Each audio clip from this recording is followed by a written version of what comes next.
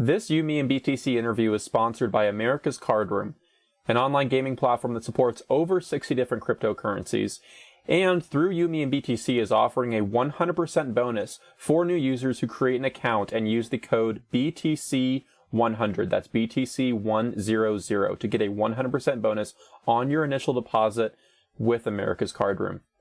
Get started gaming today and find out everything else you need to know by visiting youmeandbtc.com/poker. All right, thank you for joining us for another episode of You, Me, and BTC.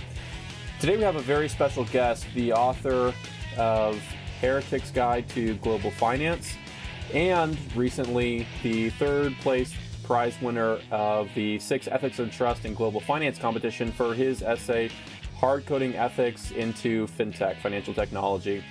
Congratulations on that, by the way, Brett, and thanks so much for joining us today. No worries. Cool to be here. So, for our listeners, I've been following Brett on Twitter for a few months now, and all of his work is fascinating. And our conversation today is going to be a little bit all over the place, so buckle up and hang on. We're going to sort of be touching on a whole bunch of different things. But later this month, Brett, you're giving a talk at CoinScrum in London on the 24th, I guess, so in just a couple days here, even though our listeners will be hearing this after you present. And your talk is titled, "Is Bitcoin Really Money?" So can you tell us, is Bitcoin really money? Well, actually, by the time this goes out, I would have given that talk. But right now, I haven't actually decided what I'm going to say in that talk. I mean, I guess it partly depends on what your definition of money is. I guess the way I framed the talk, though, was to say that people have contradictory ways of talking about Bitcoin. So on the one hand, they use a whole bunch of monetary language, such as payment system, and they say deflation, and, speaking about the tokens as being money tokens. On the other hand, they simultaneously often use terms that suggest that it isn't money. Classic example of this is Bitcoin market capitalization, or Bitcoin as an investment. And traditionally, you would think of an investment or something that has a market capitalization as something that gives you access to future money. It's not money in itself. Actually, to use the term market capitalization in particular, market capitalization is measured using money, and it's applied to things that give you rights to future money, but they in and of themselves aren't actually money. So, for example, a share certificate. That's precisely what market capitalization is. And basically what the market capitalization concept says is, hypothetically, if we had to sell all these things right now, how much money would we get? That's what the market cap concept is. It's saying, what is each individual unit worth in monetary terms? And if we sold it, how much money would we get? So you can't really apply this concept to a currency. Currencies to measure it, right? So like no currency has a market capitalization. So that's an immediate sort of kind of incongruous sort of mix of language that's being used. And I guess I sometimes sense that people are struggling to make a clear distinction between something that might be money and that's something that might be an instrument that gives you rights to future money. Sure. Yeah, that reminds me of a particular interesting post you wrote. For our listeners, you can find them at suitpossum.blogspot.co.uk. This was actually back in March of 2016. You wrote about how money's not a store of value, it's a claim upon value, and you give the example of a bottle of Coke versus a piece of paper that says, basically an IOU, you can redeem this piece of paper for a bottle of Coke, and the Coke itself is a store of value, but the paper is a claim on something of value, not a store of value itself. Would you say Bitcoin is the Coke or the piece of paper, or neither, maybe, I don't know, but it seems like maybe you don't think Bitcoin is a store of value, at least in the way that some people talk about it. Yeah, well, this term store of value is also used inconsistently to mean different things. So the one thing that jumps to people's mind when they think of store of value is the concept of intrinsic value. So something has value in itself. All right. It's some kind of, people often imagine this with money. They sort of like fetishize it, and they imagine that somehow the value is in the money. All right. It's like stored in it somehow. All right. Mm-hmm. So that blog post you just referred to was kind of targeting that style of thinking about store of value. There is another definition of store of value, though, which tends to be, will this monetary unit maintain its purchasing power? I.e., will I still be able to buy the same amount of things with it in 5 years' time as I can right now? Sure. So these two sort of things get mixed up. I just tend to find, but the term store of value is generally quite useless and outdated, and isn't very helpful in understanding anything about money. So I tend to see the underlying sources of value in society as things that have actual use or have been produced by people. So this is, basically everything that's around you right now, your computer, all the actual stuff that you use, all the stuff, your food, everything, your body, like it's like the stuff that you actually, the real things in the world, right? Right. Without this, no amount of money is going to make any difference, right? Like money will be meaningless if you do not have the underlying underlying value. All right. And then on top of the underlying value, you can then write systems of claims, right? You can start to have systems of tokens that assign rights to people. And that's more where you get money systems coming in. But bear in mind, this concept applies beyond money. I mean, for example, a voucher is a very good example of a claim upon value. So if you have a Starbucks voucher, if I destroy the Starbucks voucher, the coffee will still exist, right? No value has been destroyed. What I've destroyed is my personal ability to get that coffee. But if a meteorite has to go and destroy Starbucks somehow by crashing into its head office and just wiping off the face of the planet somehow, no amount of Starbucks vouchers are going to mean anything to you, right? So the underlying value is what gives the voucher its actual quote unquote value. All right, but these terms are getting confused. So that's what I would the sort of starting point I tend to think about with money. I don't know if that answers your question fully. No, that does. That's very helpful.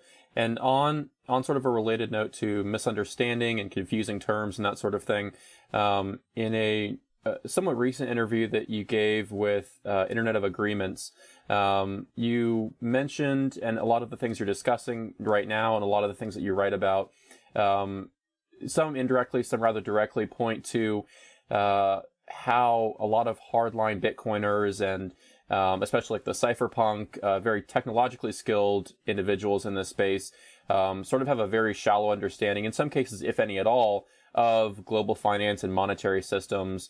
And sort of the Austrian approach to economics has, for better or worse, somewhat been baked into Bitcoin, or at least the way it's discussed in a lot of conversations on Twitter. And even going back to Satoshi, who mentioned Rothbard at least once or twice in his posts and emails and that sort of thing. But I gather that you would really disagree with a lot of the key tenets, and maybe the whole school overall, of Austrian economics. Why, this is a big question, but why aren't you an Austrian economist? And how, maybe just a couple, how do you think Austrian economists, especially in Bitcoin, see Bitcoin incorrectly and misunderstand its proper place and future in global finance? I mean, in trying to answer any kind of question like this, there's always a risk of straw manning, entire economic schools of thought. I mean, there's sure. There's real reasons why people developed Austrian economics, and it's I guess part of the question is, when I'm thinking about ideological schools in economics, is why different people are drawn to different schools. I mean, is it arbitrary? Is it that you just happened to have a lecturer that told you that Austrian economics was the way, or you happen to have a Keynesian lecturer or something like that? Or is there some kind of like ideological pull that you have to different schools of thought?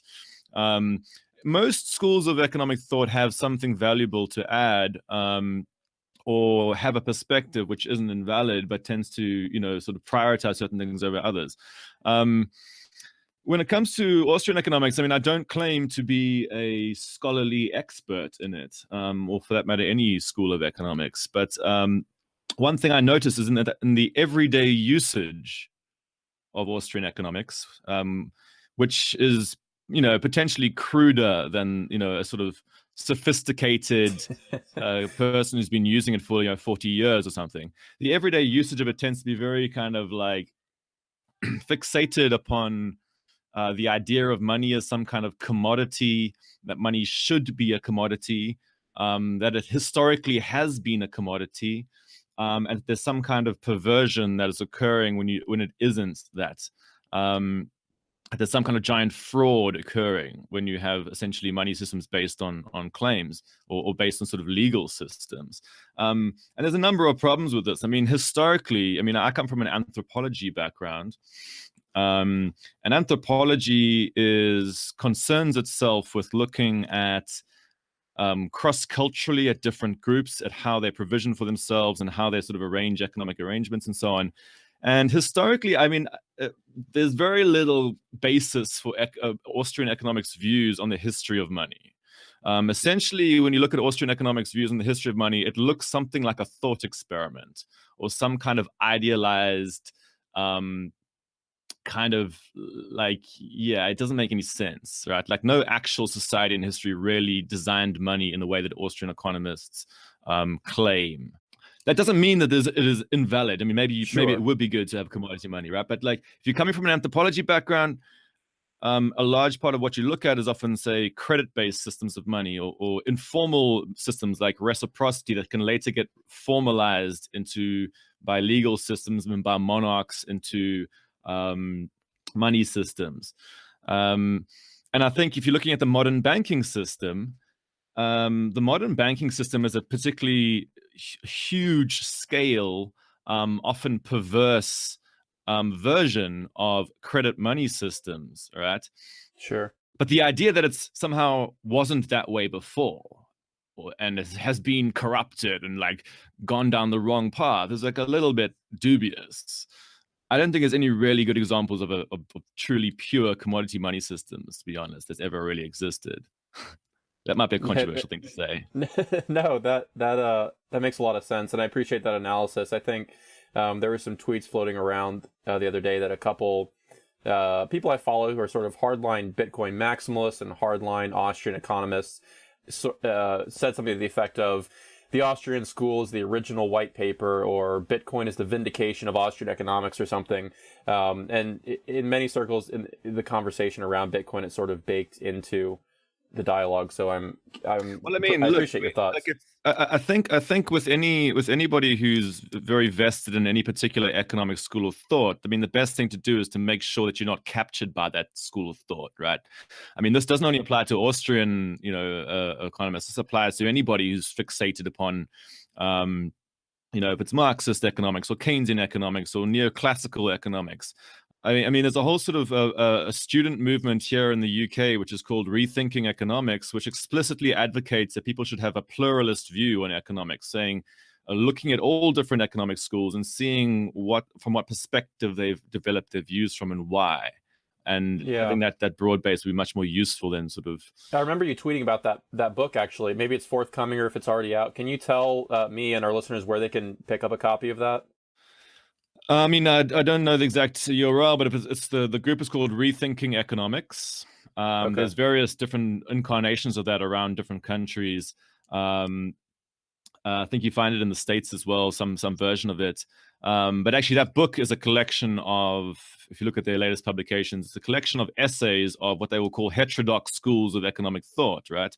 And actually, Austrian economics is considered a heterodox school of thought, right? It's not mainstream in the sense of sort of neoclassical economics. But then, feminist economics is also heterodox. Ecological economics is also heterodox. There's all sorts of types of schools of thought on economics are on the outsides, and they cover all of those in their latest publication. Okay, thank you. I appreciate it. Get ready for Crypto Overload. We're making it easy to get into the game at America's Card Room with your favorite cryptocurrency. We are thrilled to announce that you can deposit and cash out using more than 60 different cryptocurrencies. We are the first poker site to offer this after already accepting Bitcoin from the beginning. Cryptocurrencies are the future. We can predict that playing real money poker will never be easier at americascardroom.com. I want to switch gears a little bit, but it ties into something we were just briefly discussing before we mentioned the pluralistic approach to economics and how it can be helpful.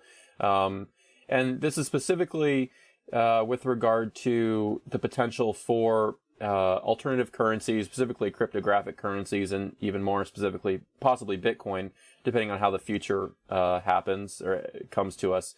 But I'm curious to know if you're optimistic about one of the key talking points in Bitcoin that many people like, big figures like Andreas Antonopoulos, even to just everyday conversation. They talk about the possibility of Bitcoin to help bank the or underbanked, billions of people who are excluded from the institutions of global finance. And before you answer, I want to mention for our listeners that in an article you wrote back in 2015 about, you titled it A Dark Night is Better Than No Night at All, that sort of thing, where you're critiquing Bitcoin, but not 100% dismissing it. One of your critiques you labeled as tools of empowerment are most easily appropriated by the already empowered.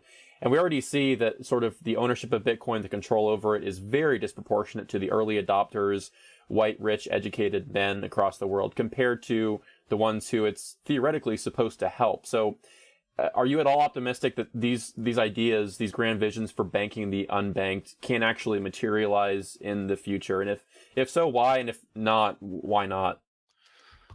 I mean, there's two approaches to that question. One is to say, okay, will it quote unquote bank the unbanked? All right, which is a whole debate, right? I mean, if Right. that's actually going to happen. Secondly, even if it does, what's that going to do? Or like, is that important? If you go into the realm of what's called financial inclusion, there's a whole sort of body of this work. This has been going on like for decades prior to Bitcoin. There's many people who've worked on this concept of financial inclusion. And basically the theory in financial inclusion, or the sort of dominant way of thinking about it, is if you can give people access to financial services, it will empower them. Okay, people who are excluded from financial services. Now that's kind of like fine in itself, all right, but it's not sufficient in itself, all right. Like merely saying something that like somebody will get access to a payment system is pretty useless if, for example, your underlying sources of income are deeply insecure, or you don't have infrastructure in your country. So, you know, if you could rock up anywhere you want. I mean, the classic example that sort of Western tech entrepreneurs will tend to use is like Somalia or something like that. You could rock up in Somalia and say, hey, here, I've got this payment system. But it doesn't really matter, right? Because you have a deeply politically unstable situation. You've got very poor infrastructure. Basically, all the foundations of economic production are weak.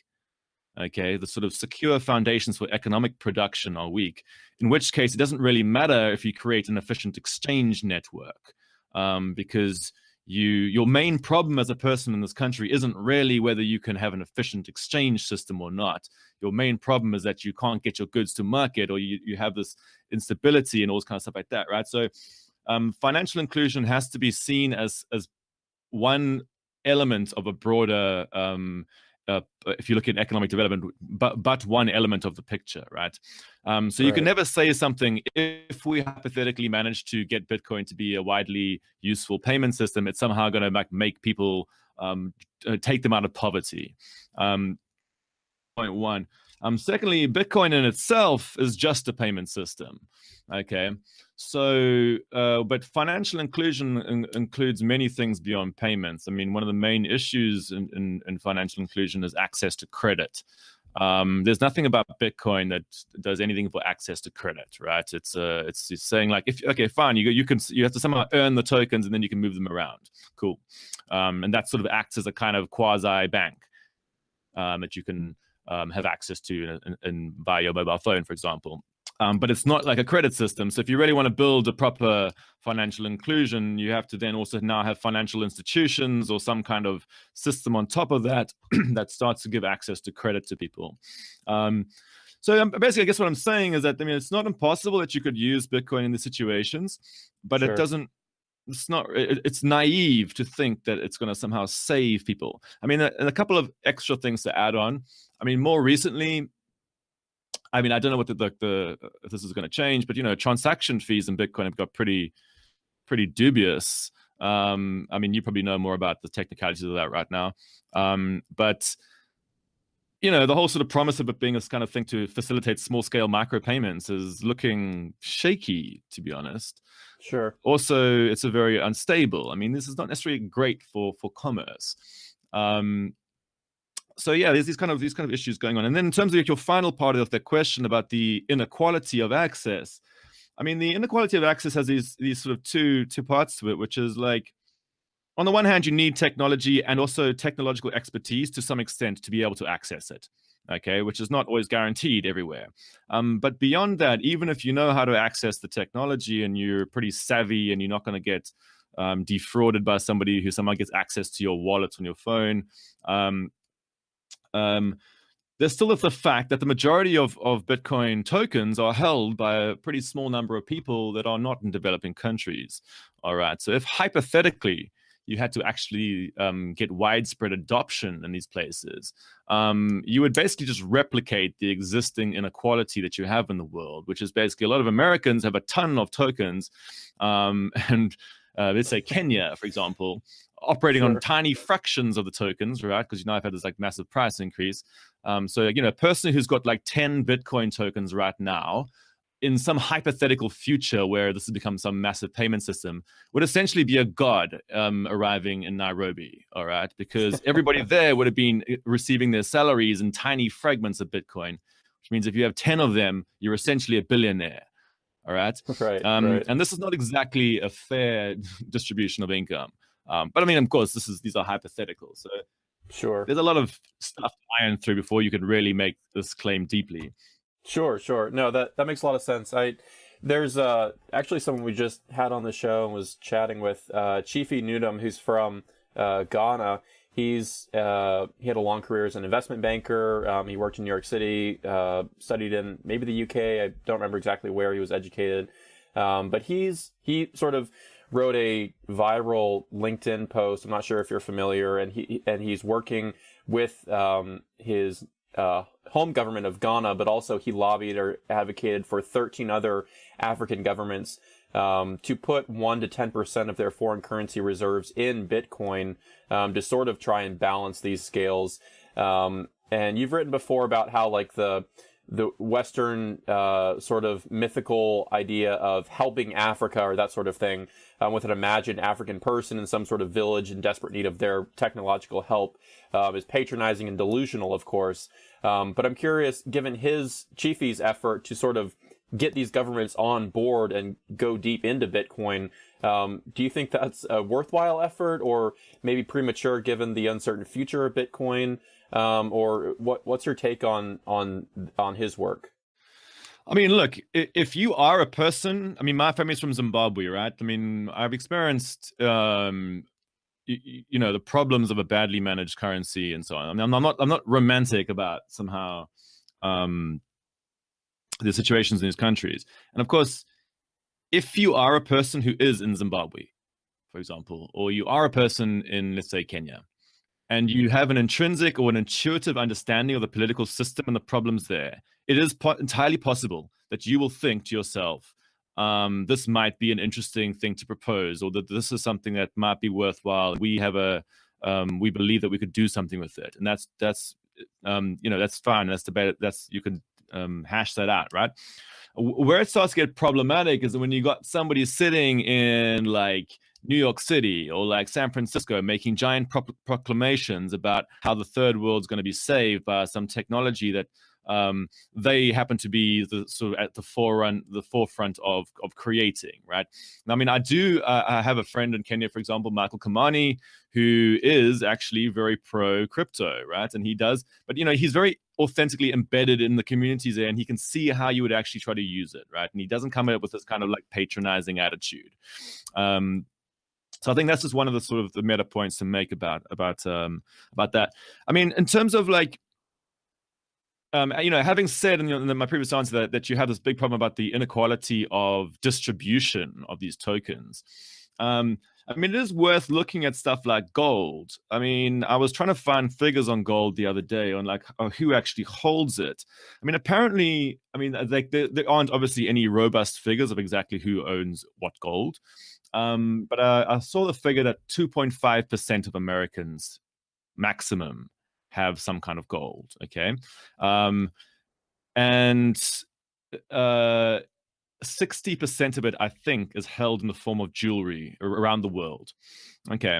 And then the rest of it is concentrated in big holdings by central banks or by large institutional investors and stuff. So you have essentially 30% of it concentrated, and then the rest of it sort of in these little fragments or little like slivers around the world. Okay, now and this looks like a scenario that might be occurring to Bitcoin, right? You might have these big, huge whales who control giant sort of like chunks of it, and then loads of other people who have these like tiny little like dust fragments of it, or like sort of like, and then sure, right? If you have some of these dust fragments, these little slivers, these little tiny trinkets, pieces of it, maybe you can, that might form in a narrow sense a viable kind of backstop to you. I just think it's a big leap from there to say that this is a broadly empowering thing. I mean, just like you can't say right now gold really broadly empowers a huge number of people. I mean, it might be useful if you're screwed and you're a Venezuelan and you happen to have gold and now you're happy, right?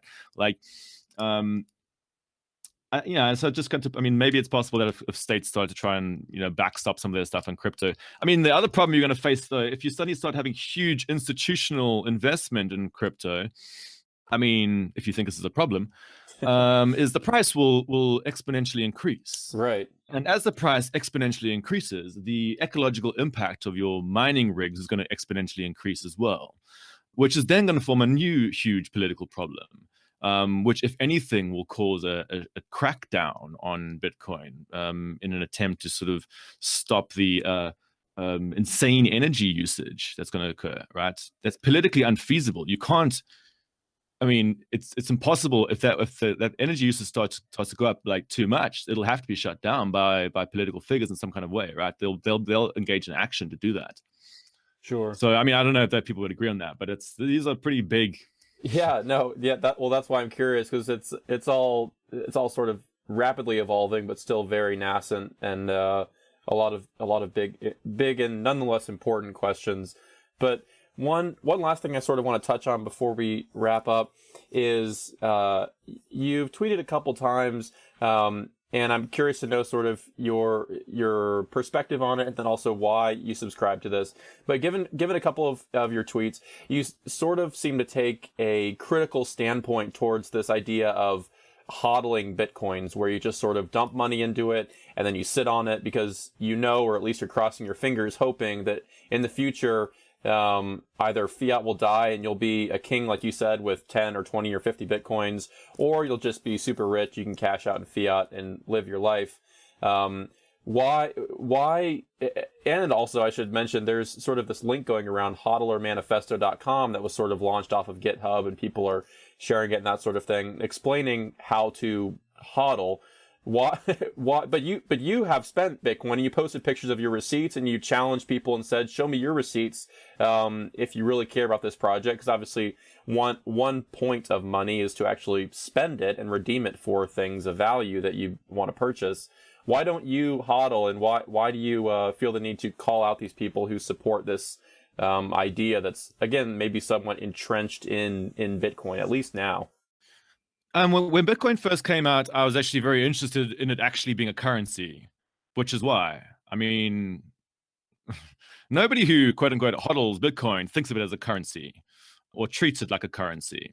They treat it like some kind of investment, right? Which is fundamentally a different thing to a currency. Although there, as I mentioned in the beginning, there's this weird double think that's trying to occurring, which is like people trying to like very dubiously claim it's the same thing. And yeah, when I actually I was, I guess, involved in Bitcoin since 2009. I used to receive payment in Bitcoin. I've never bought Bitcoin before. I've only received it in payment of goods for services I've offered. Okay, so I've been paid in Bitcoin.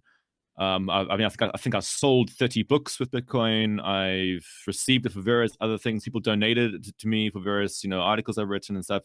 And then I used to pay people in Bitcoin, right? I used to actually have paid interns in Bitcoin. I've paid for all sorts of things. And on that tweet, I was showing various stuff I'd pay for. And my point there was the only reason why Bitcoin has become so well known was because a whole bunch of people actually decided to use it at some point. And particularly use it for transactions. And this is what drove a lot of the hype, right? I think with all the media stories, all the kind of stuff about, so-and-so buys pizza with Bitcoin or so-and-so does this with Bitcoin. This is what formed the underlying basis for the subsequent speculative frenzy. So part of that tweet was to say, hey, all of you people who are making a ton of fiat currency off this, the reason for this is that there was a bunch of us in the beginning who actually thought of it as a real currency in itself. And then the point, the sort of argument that developed from there was around, which goes back to your original question of like, are you really thinking about this as money? And I mean, like, and the answer is no. People don't think about it as money. They always get super excited when it's going up in fiat value because they can get more fiat currency. I mean, that's why they're excited, right? I used to work in the financial sector. I know about like investment and speculation and all this kind of stuff. I used to work in the realm of trading and brokering and stuff. In the investment banking world. So, I mean, I'm not like naive or I know what trading is, right? right. And I see all the trading, fighting talk from all these crypto guys on Twitter, and they're like talking about like goddamn like technical trading and Fibonacci sequences or whatever they're looking at, which is all like, just essentially like pseudoscience. Professional traders win because they have institutional power and money behind them, right? They basically take money from unprofessional traders on average. So when I'm looking at it, I'm not really very drawn to that world of sort of like holding on and sort of like trying to like make money off like jumping between these things. Sure. I mean, I find Bitcoin much more interesting as, if you were authentically thinking about it as a currency and thinking, how would you build a trade system with this? And all these people who are now fixated and captured by the speculative frenzy, I kind of feel sorry for them in a weird way. Sure. I mean, I have a slightly like Spartan aesthetic, right? Like the idea that I would sink to the level of desperately holding on to a token and so I can become rich doesn't really sit with my sense of who I am. I find it kind of sad. Sure. No, that's understandable. That's totally fair. But cool, man. I mean, I don't want to like diss people. I mean, like in some ways that's cool. I mean, like, look, if you make investments and you are economically precarious and you think this is the way to do it, I mean, sure, you must do it, right? Sure. Yeah, no, I definitely agree to some extent. There is, and obviously there may be some nuances that we're sort of passing over by saying this, but there definitely is some sort of level in doublespeak where we're holding on to something as an investment tool or a vehicle for future profits that we're measuring in fiat while simultaneously hoping that this tool that we're investing in will replace fiat and all of that nonsense. So I appreciate that, your opinion. I can't thank you enough for coming on. We're sort of reaching the 30-minute mark here, and I do have one final question I want to wrap up with. It's sort of open-ended, but before I do so, again, for our listeners, you can follow Brett's work by following him on Twitter at SuitPossum, and also his blog, suitpossum.blogspot.co.uk. On his blog, you can, which you should if you enjoyed any of what we've talked about today, drop him a donation via fiat, or he accepts Dogecoin as well, and Bitcoin. Again, suitpossum.blogspot.co.uk. I checked out I saw my Dogecoin holdings recently. I was worried on my phone, and I was like, damn, like what happened to those? Like I think I had like about $30 worth or something, and it jumped to like 1,000 or something. Yeah, like, whoa. What happened when? Actually, the Jackson Palmer from Dogecoin was I was chatting with him recently, and he was pretty like he's pretty confused as to what's going down. I mean, I don't know if a lot of people realize that Dogecoin sort of evolved as a joke or just like a hilarious, a comedic hobby or some project or something. But I mean, it's a super, super thin market. So people just, it happens to all these cryptos, I guess. Yeah. So last question that I sort of want to wrap up on. You've said you have sort of somewhat optimistic and somewhat jaded opinions also on everything in this space. And I'm just curious to know if there is like a specific project in the open blockchain space as a whole, whether it's like research that's going to be put into a paper, a presentation, or a more technical project, or anywhere in between, that you're most excited to see develop in 2018 or beyond. Is there one particular project or ongoing work right now that particularly excites you? I mean, do you mean in cryptocurrency or sort of blockchain tech more generally? Either one, I guess. Maybe blockchain technology more generally, or a specific crypto project. I mean, look, I mean, I work on many different things, so crypto is just sort of one subsection of my day-to-day life. So I'm not really following on a day-to-day basis every single exciting project. I'm sure there are many that I've missed or don't know about. A couple that I sort of was intrigued by recently. I was intrigued by Trust Lines, which is an attempt to reinvent the original Ripple concept.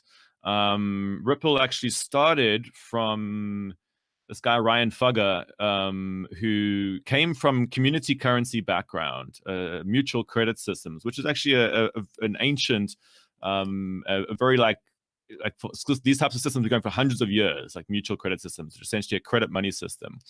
And he was interested in how you scale up mutual credit systems by essentially creating these interpersonal networks between people so that credit could ripple between them. And then the new version of Ripple became very corporate and sort of taken over as a kind of like correspondent banking system kind of thing. But now the guys in Trust Lines are sort of trying to reinvent or restart the original Ripple idea.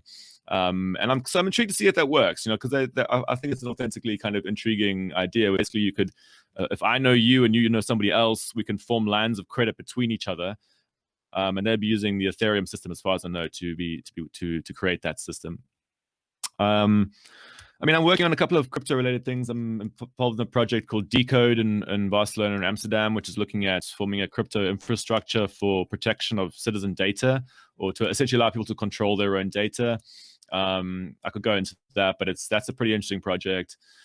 I'm supposed to go to this like conference in Tokyo in March sometime, which is like a Bitcoin Cash conference.